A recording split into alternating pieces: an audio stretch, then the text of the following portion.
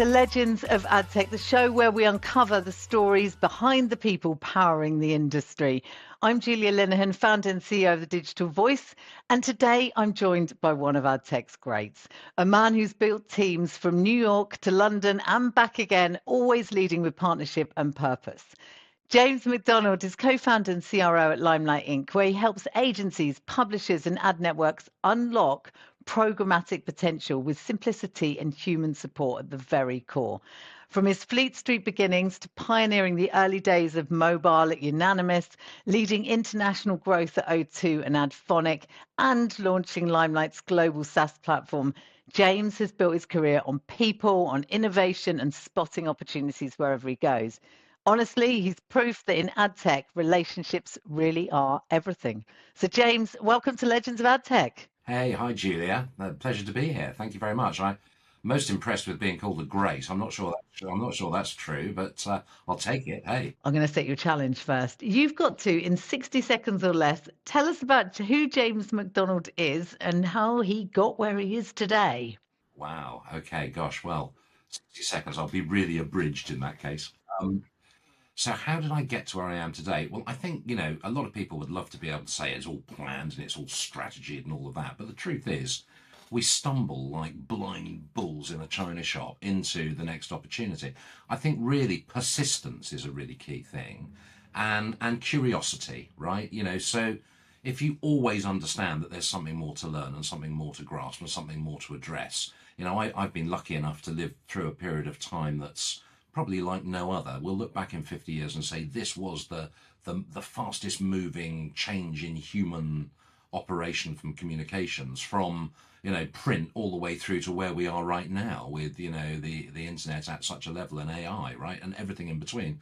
And I've sort of had to, like everybody else, learn that as I've gone, right? So that's sort of pushed me, and that's what's kept me getting up and out of bed and keep learning, always keep learning.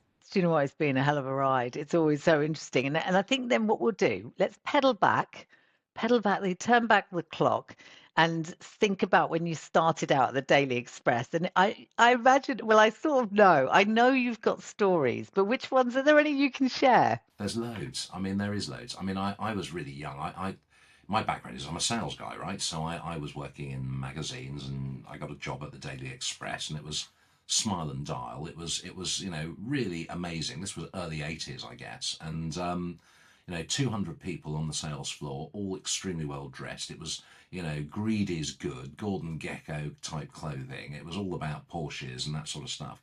And on my desk in those days, I didn't have a computer. They didn't exist. It was a card index box, a telephone that you did like you dialed in around like this, and an ashtray because everyone smoked like chimneys. It was amazing. Smoked our desks. They were the good old days. Absolutely. And I mean, I think that when my first week on the job, my boss said, right, listen, what you do is you get in and you work really hard and you get noticed and you be loud, sort of 8 a.m. through to sort of like 11. And then what you do is you put your jacket on your chair and then you follow me. And so I did, and followed him out through the front of the old Express building on Fleet Street, over the road, down into what was then known as the City Arms, City Trader, City Golf Club. It was down underneath Ludgate Circus, and it was in there for a liquid lunch that went from about 11 through to 3. I'd get sent back every 20 minutes to sort of make a noise and look like my team's there. And then you go back, and because you show your jacket's on the back of the chair, that's how it went in those days. And it was very much the forward. It was a very liquid environment. So here's a question then on that. Do you think we've lost something because it's so much behind desks, behind emails, not with that human touch? How much do you think that still play that human connection, even pubs or networking or lunches play? Obviously, I'm slightly old school, and I'm clearly older than the vast majority of people that are solidly in programmatic. The truth is that everyone used to say programmatic is going to take people's jobs. It's a bit like the AI story. It's going to eat people's jobs. It's all going to be done with machine and all of that. But the truth is, you need more human engagement with programmatic than you ever did in those old school days. So yes, you definitely have lost some engagement and some relationship building and some personal touch points. But the truth is, we are talking to people every day of the week to get things done, to get things moved, to get things unlocked, to flatten ground, to troubleshoot, to optimize, to do all sorts of things, which really are still human. I think there's some skill sets that have definitely changed. And that's, that engagement and that connection and that relationship building a little bit. But the truth is, you're still engaging with people. It's just a different set of skills, really, I think. I want to, because you mentioned AI then, and we're going through that AI at the moment. But let's go back in time again and go, before mobile first was even a thing, and before anyone said the fucking year of the mobile, you were one of the first mobile leads on the digital scene. So what did you see in mobile before others did? Well, I have to admit that I wasn't any great savant. What it was, I'd come out of a little bit of an interesting period in my career. I had been, in a previous life, in a previous career, I'd managed to be a sales and marketing director on a radio station, which we managed to back into a listed shell, and I made a little bit of money, nothing to sort of lie on a beach with, but I did a really clever thing. Instead of like paying off the house and being sensible, I decided to buy my local pub, which was maybe a stupid thing to do, but obviously that took 18 months to get out of my system, and you know monumentally fuck up, if I'm honest. And then I had to come back out, and of course the market had moved on so quickly that as I came back into it, I thought, well, I've got to try and position myself. And so I sort of looked around at things that I thought were likely to be big, that I could get in front of and be the expert on. So at that stage, I was looking around, and of course, I was thinking, well, it's all about circulation. It's all about how do you reach lots of people? It's all about audience. And what's the one thing that everybody in the entire world, in the entire country, has in their pocket that touches them all? Well, in those days, it was a Nokia mobile phone, right? I've still got mine. Yeah, well, there you go. I mean, it's probably worth a few quid now, but in my mind, it was, if there was some way in which we could address and reach and message these people through that medium, that's an enormous audience. So that's where I was going in my mind, and so I got a job as a sales manager as an SMS aggregation business, and that's how I learned about, and I put myself through 2 years of learning everything I possibly could by finding a job that would do that for me. And then my career really sort of galloped from there on. Was it the galloping that then took you all over the world, because you then had a lot of you've had a lot of international experience? And then a second to that is, I'm really curious, because there's a lot of people who listen to this that are involved in businesses that are US, Europe, UK. What's the differences in working in those and building teams and partnerships with your experience internationally? I had this opportunity to go and be first man on the ground for this mobile ad network stroke DSP called Adphonic. And so I decided that I'd take that and go to America and be the first man on the ground there.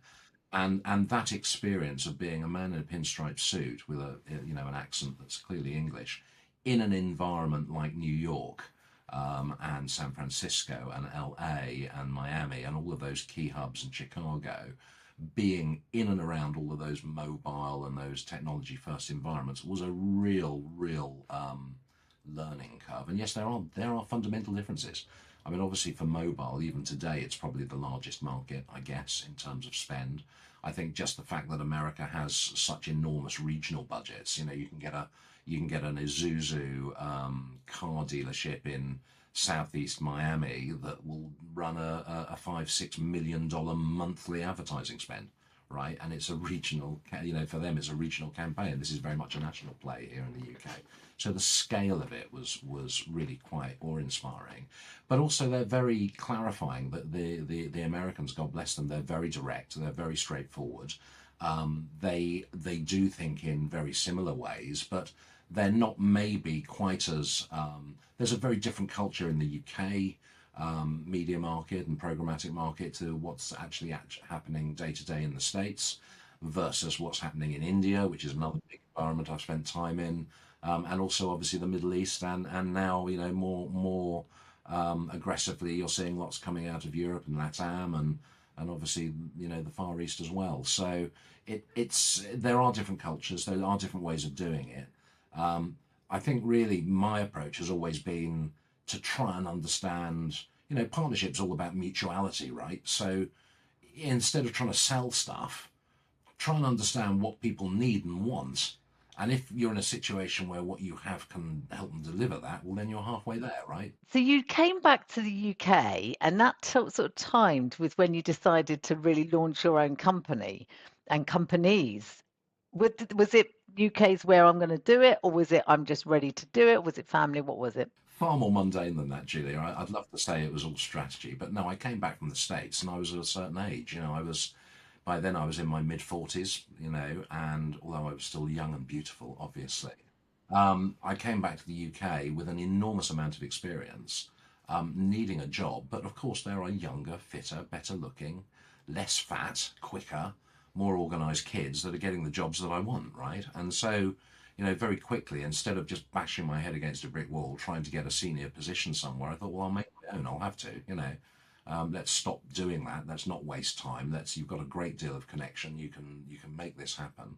So I built a consultancy vehicle, my own consultancy vehicle, and picked up several different partnerships. One of which pulled me back towards my current business partner, David.